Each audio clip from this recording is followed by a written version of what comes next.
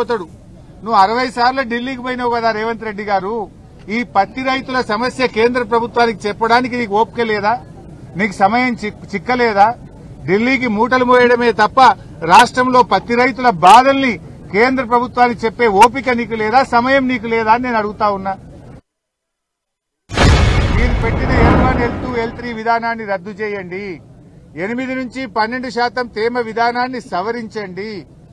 అదేవిధంగా ఈ కపాస్ యాప్ను రద్దు చేయండి. రైతులకు ఎవరికి స్మార్ట్ ఫోన్లు ఉండవు. కపాస్ యాప్లో అందరూ కూడా నమోదు చేసుకోవాలంటే సిగ్నల్ ఉండదు, స్మార్ట్ ఫోన్లు ఉండవు. ఆ రైతులకు ఇబ్బంది అవుతా ఉంది. దాన్ని రద్దు చేయండి.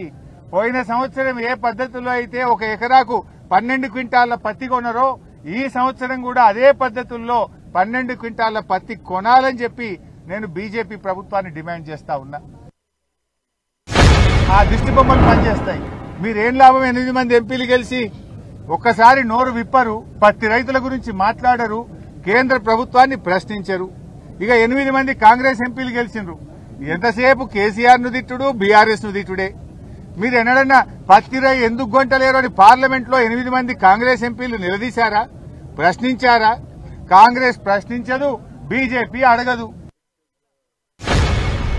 పోయిన యాసంగిలో రైతులకు రావాల్సిన 1100 కోట్ల రూపాయల బోనస్ ను వెంటనే విడుదల చేయాలని బీఆర్ఎస్ పార్టీ పక్షాన్ని డిమాండ్ చేస్తా ఉన్నాం. రైతులకు ఈ సంవత్సరంగా ఉన్న వడ్లకు కూడా 1400 కోట్ల రూపాయలు బకాయి పడ్డారు. కొన్నది పిసరంతనే, ఆ కొన్నదానికి కూడా పేమెంట్ అయితలేదు. అంటే మీ ఉద్దేశం ఏంది? మక్క రైతులకు డబ్బులు ఇయ్యరు, వడ్ల రైతులకు డబ్బులు ఇయ్యరు, పత్తి కొనరు. అంటే రైతులందరూ ఆగం కావాలనా? పంటలు కొనకుండా ఉండడమే మీ సూత్రమా అని అడుగుతా ఉన్నా.